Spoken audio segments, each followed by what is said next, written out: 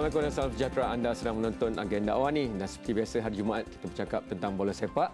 Tentunya kita memandang kepada EPL ataupun BPL. Hari ini saya gembira kerana ada reunion, ada jumpa orang baru dan sebagainya, dan itulah hebatnya bola.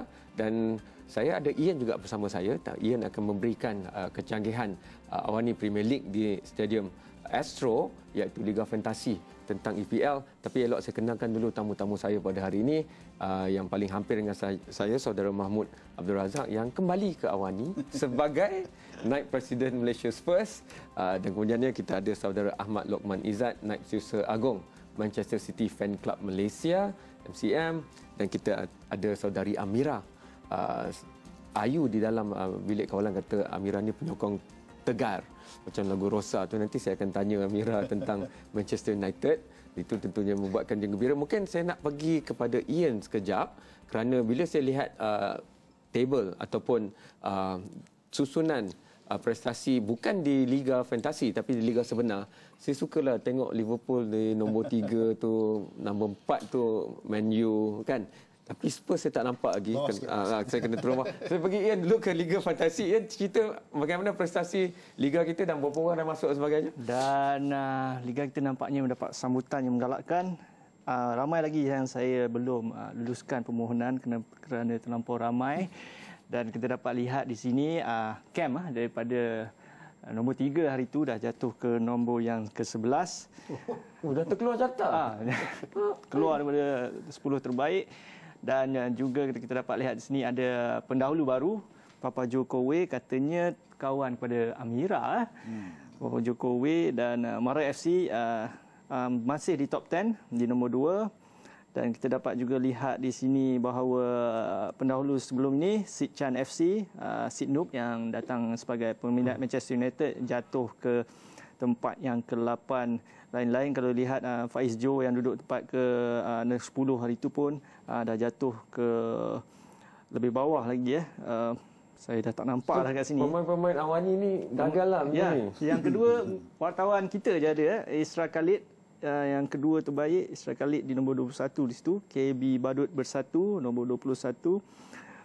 Dan kita nak tahu juga, kita akan cuba dapatkan dengan lebih lanjut bagaimana sebenarnya untuk mendapat markah maksimum bagi setiap minggu dengan seorang daripada Stadium Astro juga sendiri nanti. Apa yang kita bagi Manchester dengan Spurs gaduh dulu.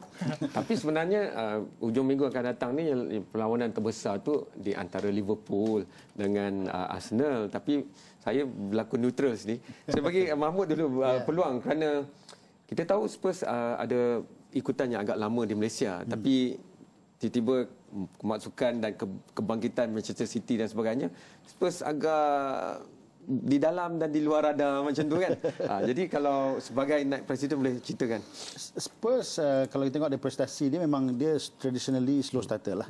Dan selepas Harry Kane menggegarkan daripada November tahun lalu sampai ke penghujung dengan 31 gol di semua perlawanan, nampaknya ada satu semangat baru lah, termasuk di Malaysia. Apabila Spurs datang ke Malaysia bulan Jun dulu, ada penambahan ahli yang semakin meningkat kerana ada promosi dan segalanya. Tapi kalau kita tengok prestasi di awal musim ni, nampaknya seperti dijangkakan, hambar sedikit.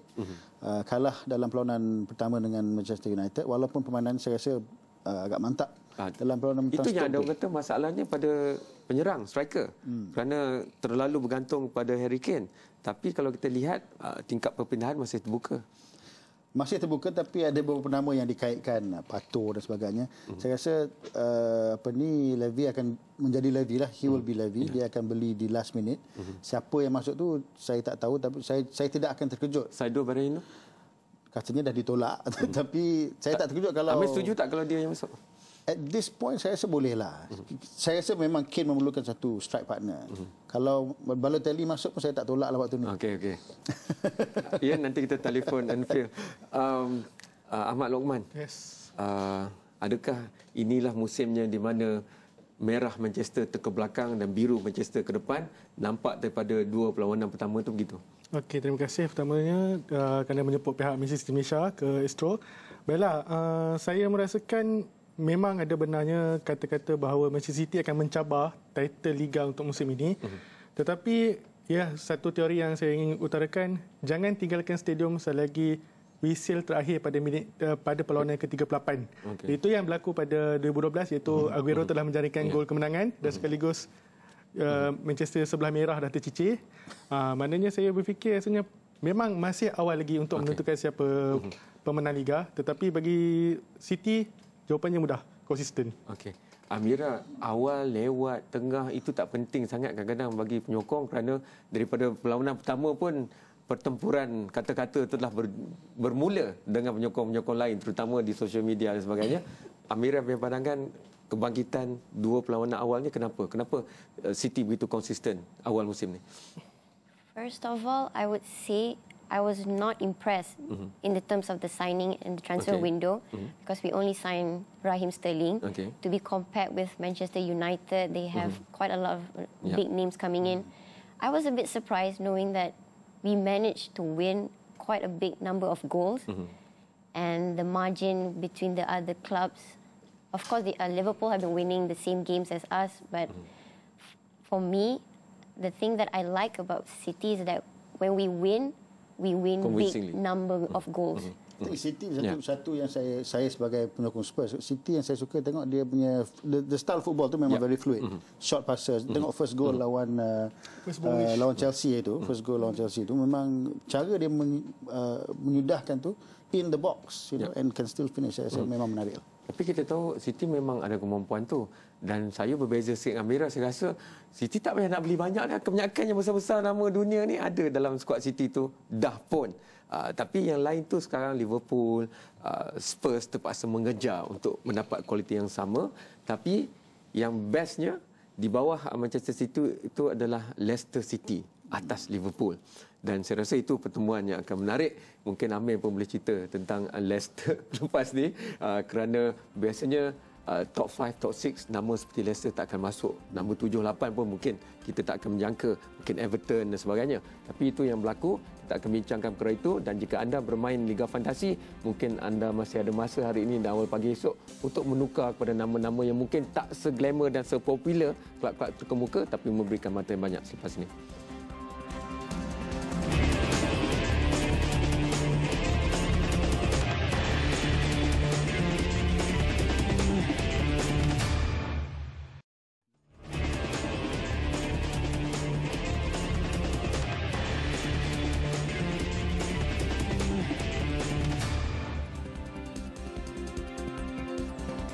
Anda masih menyaksikan agenda awal ni di hari Jumaat, ia tentang bola sepak dan EPL menjadi perbualan.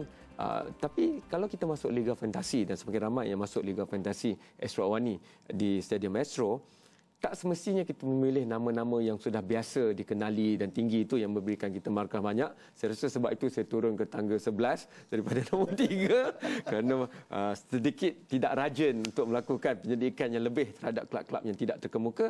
Tapi Ian mungkin nak membantu Ian bagi senarai markah untuk pemain dan sebagainya. Mungkin ramai yang agak terkejut. Kita ada Riyad Mahrez daripada Leicester City dan juga Mark Albrighton daripada Leicester City juga mengutip 19 dan 18 mata. Itu lebih tinggi daripada Romelu Lukaku, Yaya Toure dan sebagainya. 3 mata, dan di sini kita dapat lihat dua pemain ini ada memberi sangat pengaruh yang besar dalam pasukan itu di bawah Claudio Ranieri, dan ini membuktikan bahawa saya pun dah ambil dah Riyad Mahrez. Saya nampak mata dia agak konsisten selepas 2 perlawanan, dan saya jangkakan dia akan terus konsisten bersama Albrighton kerana mereka adalah dua pemain kunci utama dalam Leicester City camp. Okey. Saya cakap tadi tu camp, sebab bila ada pengurus baru, selalunya ada satu semangat baru among the players. Kerana kadang-kadang player ni dia punya gelling dengan manager tu akan bawa bring out the best in the player kan. Okey, saya nak mencelah sikitlah. Kadang-kadang yang dalam pasukan yang baru naik 2-3 musim dari Championship, dia mempunyai satu gel yang sangat kuat. Kadang-kadang pertukaran pengurus, macam kita pernah tengok Nigel Pearson dipecat, kemudian dimasukkan oleh Claudio Ranieri. Kebanyakan pasukan sedia ada tu masih ada. Kebetulan pula Riyad Mahrez pernah berada di Leicester sewaktu mereka mencabar title Championship. So kadang-kadang sekarang ni Premier League, 3 pasukan tercorot, kadang-kadang kita tak perlu expect pada hari terakhir. Kadang-kadang hari awal. Tapi boleh yang nampak. Paling kita boleh tengok pada 2009-2010 apabila Newcastle dan Middlesbrough turun pada hari terakhir.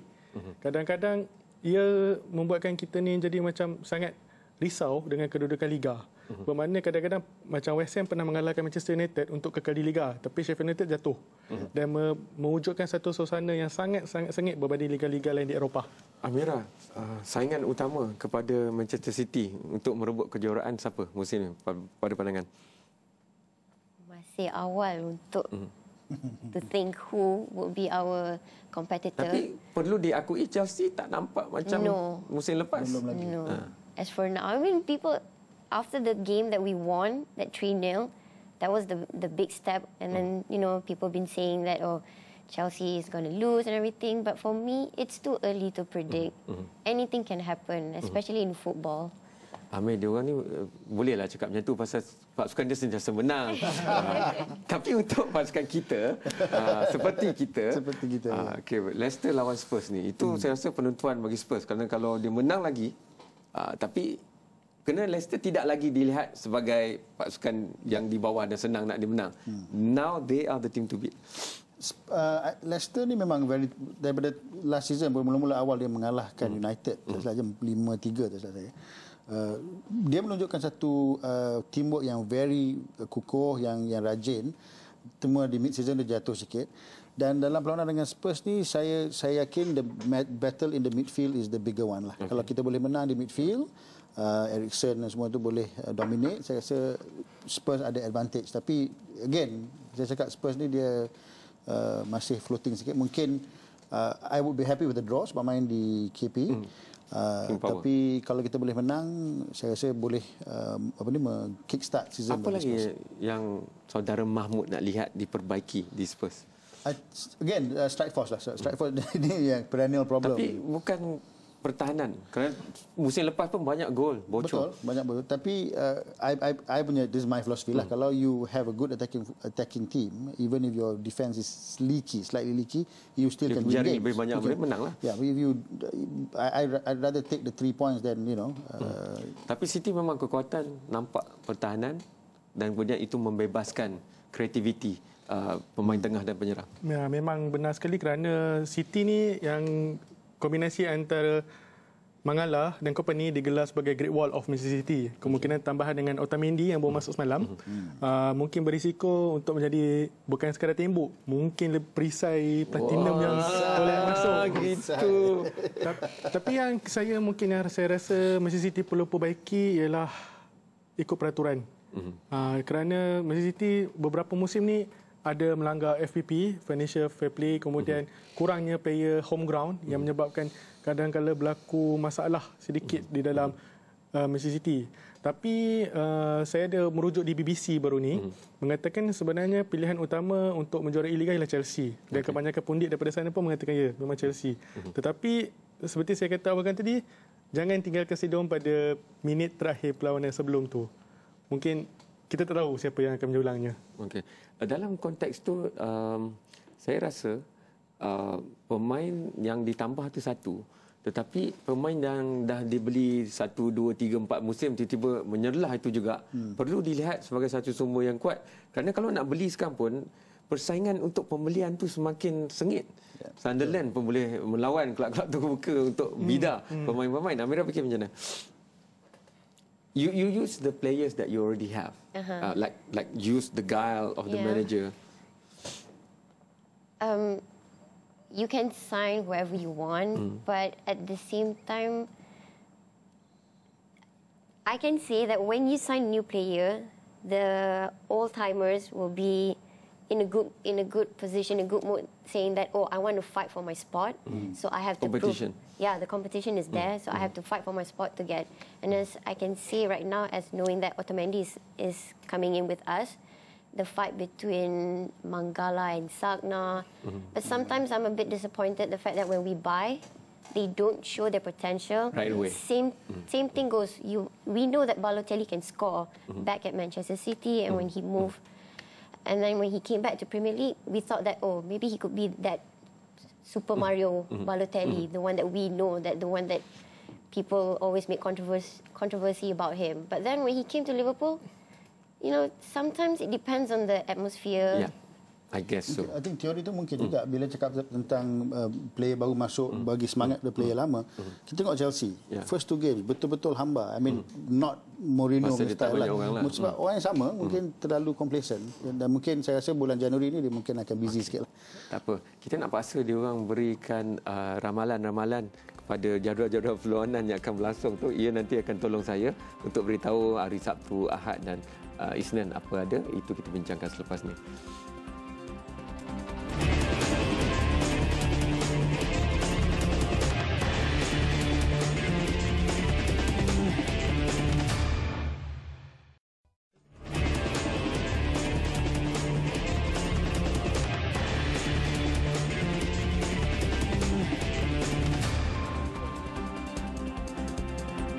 Anda masih bersama Agenda Awani, saya bersama pasukan biru Manchester dan saya bersama Spurs.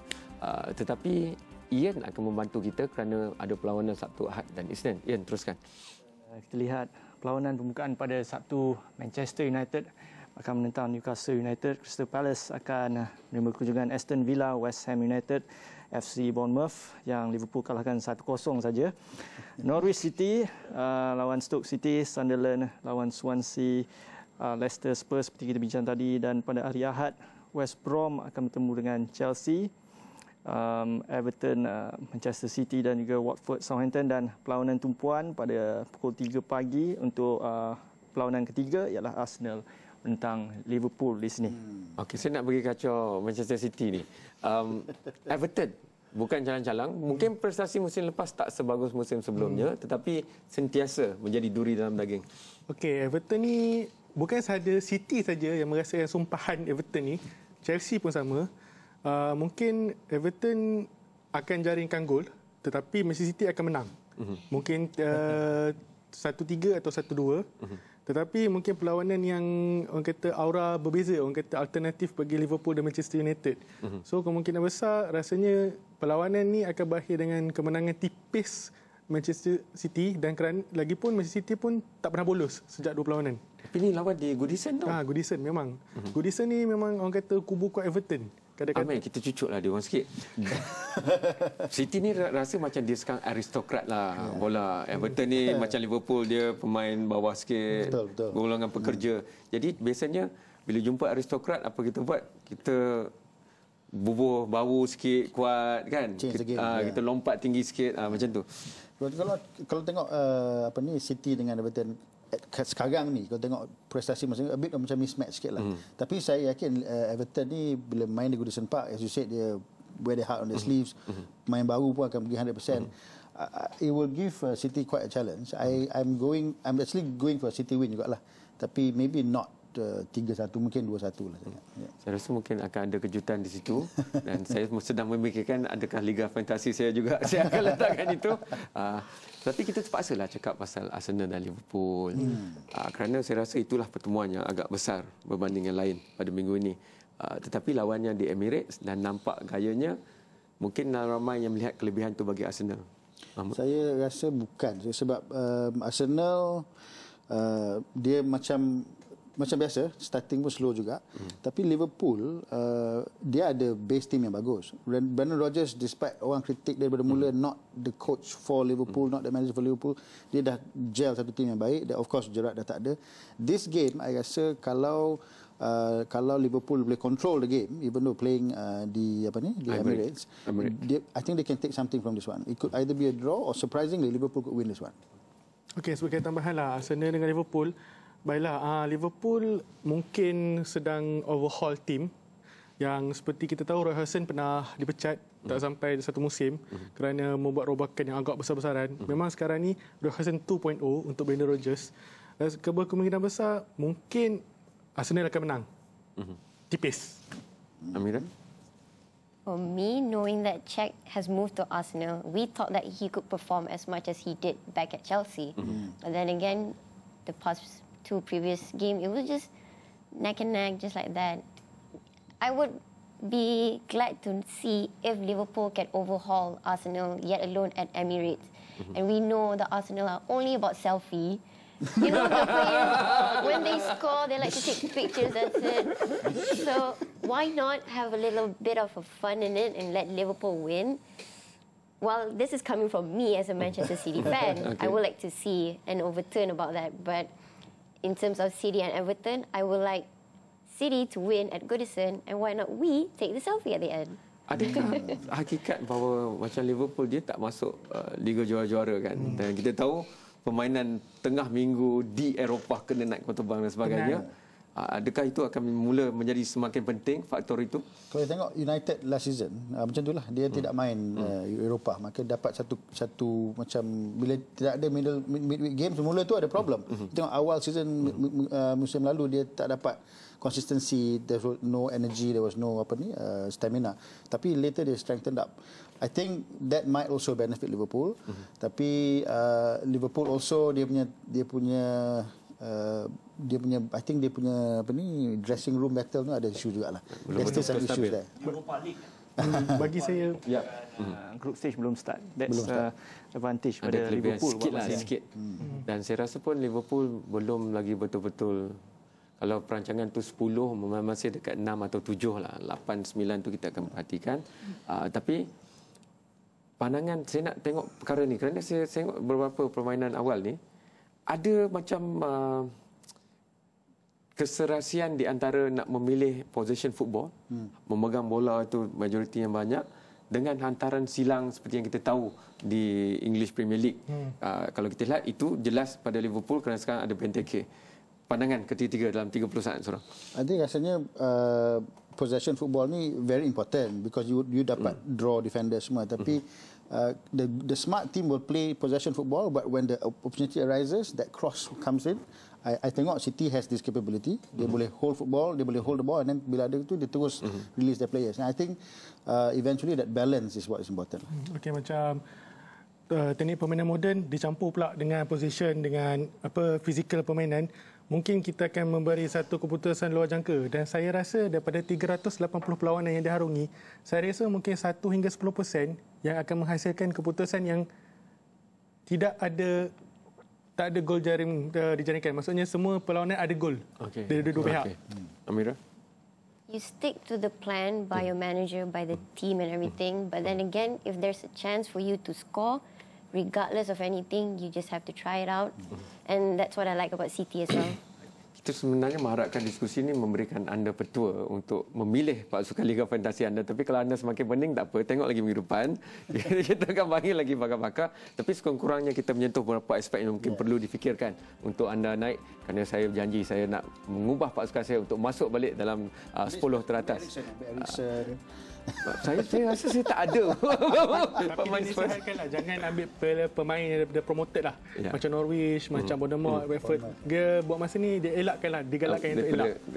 Tapi kalau Leicester tu boleh fikir, Ian telah mula bergerak. Terima kasih Ian, terima kasih Mahmud, terima kasih kepada dua pasukan biru Manchester ini. Dan kita sentiasa suka biru berbanding dengan warna-warna lain di sini, kecuali merah Liverpool. Terima kasih banyak. Hantarkan pandangan anda sendiri kepada pelbagai platform. Ada Facebook, Twitter, YouTube, Instagram, ataupun terus muat turun aplikasi mudah alih iOS dan Android. Dan anda boleh memberi komen dan menonton secara langsung di gadget kegemaran anda. Sekian selamat malam. Terima kasih. Jumpa lagi. Thank you so much. Terima kasih.